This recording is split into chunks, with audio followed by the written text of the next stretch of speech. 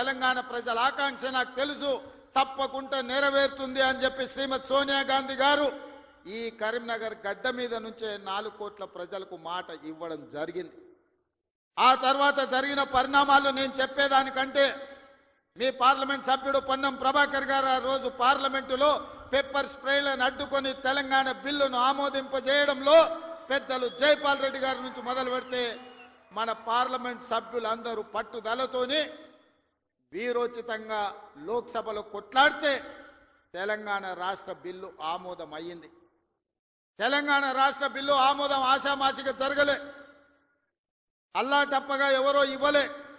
శ్రీమతి సోనియా గాంధీ గారు ఆంధ్రప్రదేశ్లో 155 అసెంబ్లీలు 25 పార్లమెంట్లు ఉన్న పార్టీ శాశ్వతంగా నష్టపోయినా, కేంద్రంలో అధికారం కోల్పోతుందని తెలిసిన 4 కోట్ల తెలంగాణ ప్రజల కోరిక నెరవేరాలి, కరీంనగర్ గడ్డ మీద నుంచి ప్రజలకిచ్చిన మాట నెరవేర్చాలి అని వారు ఇచ్చిన మాటకు కట్టుబడి ఇవాళ తెలంగాణ రాష్ట్రం ఇచ్చింది. కాబట్టి మనందరం గర్వంగా తలెత్తుకొని నాది తెలంగాణ రాష్ట్రం, ఈ తెలంగాణ రాష్ట్రంలో ఇందిరమ్మ రాజ్యం ప్రజా ప్రభుత్వం ఉన్నదని ఇవాళ మనం గొప్పగా గర్వంగా చెప్పుకునే పరిస్థితులు ఈ రోజు మనకు వచ్చినాయంటే శ్రీమతి సోనియా గాంధీ గారు కరీంనగర్ గడ్డ మీద నుంచి ఇచ్చిన మాట అన్న సంగతి నేను మీకు గుర్తు చెయ్యదలుచుకున్నా.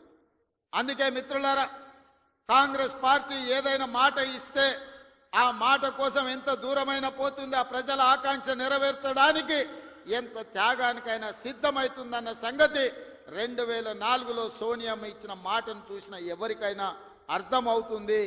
ఈ ప్రాంతం నుంచి ఒక్కసారి ఎంపీగా మీరు పొన్నం ప్రభాకర్ను గెలిపిస్తే తెలంగాణ రాష్ట్రాన్ని సాధించండి. మరి నేను ఇక్కడికి వచ్చిన ప్రజల్ని ఈ వేదిక మీద నుంచి కరీంనగర్ ఉమ్మడి జిల్లా ప్రజలు నేను అడుగుతున్నా, బండి సంజయ్ గారిని 2 సార్లు పార్లమెంటుకు పంపిస్తే ఆయన మంత్రి అయింది, కానీ ఈ కరీంనగర్ జిల్లాకు నరేంద్ర మోడీ నుంచి చిల్లి గవ్వైనా తెచ్చిండా? ఈ కరీంనగర్ అభివృద్ధి కోసం వారు ఎప్పుడైనా పార్లమెంట్లో మాట్లాడిండా? మీరు ఆలోచన చెయ్యండి. అంతకంటే ముందు 3 సార్లు టీఆర్ఎస్ వాళ్ళని గెలిపించింది, వాళ్ళు గుండు సున్ననే ఈ కరీంనగర్ జిల్లాకి ఇచ్చింది.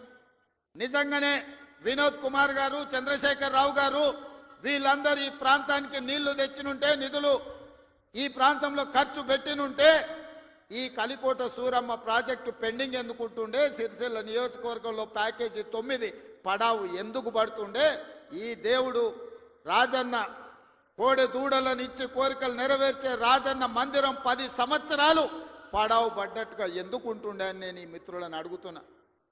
దాదాపుగా ఈ 10 సంవత్సరాలలో చంద్రశేఖర్ రావు గారు 20 లక్షల కోట్ల రూపాయల బడ్జెట్ ఖర్చు పెట్టిండు. తెలంగాణ రాష్ట్రాన్ని 7 లక్షల కోట్ల రూపాయల్లో అప్పుల ఊబిలో ముంచిండు. 7 లక్షల కోట్ల రూపాయల అప్పు తెచ్చిన చంద్రశేఖర్ రావు 10 సంవత్సరాలలో 20 లక్షల కోట్ల రూపాయలు ఖర్చు పెట్టిన చంద్రశేఖర్ రావు 100 కోట్లతోని రాజన్న దేవాలయాన్ని పూర్తి చేయలేకపోయిందా? ప్యాకేజీ నెంబర్ 9 సిరిసిల్లలో ఎందుకు పడావు పడ్డది? కలికోట సూరమ్మ ప్రాజెక్ట్ ఎందుకు పూర్తి కాలేదో మీరు ఒక్కసారి ఆలోచన చేయండి. ఇవాళ మీ రోడ్లు వెడల్పు విషయంలో కానీ మీరు ఆనాడు ఎమ్మెల్యేగా ఎన్నుకున్న ఆయన 3 సార్లు గెలిచినట్టున్నాడు. ఆయనను గవ్వాలంటే మీరు జర్మనీకి పోవాల్సిన పరిస్థితి ఉండే.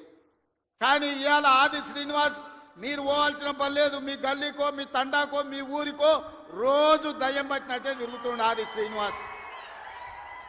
ఆయనకు పట్నం ఆడుందో తెలియదు. అసెంబ్లీ ఉన్నప్పుడు పట్నం వచ్చిందంటే పైగో ఇన్ని కాగితాలు పట్టుకొని వస్తాడు నా దగ్గరికి.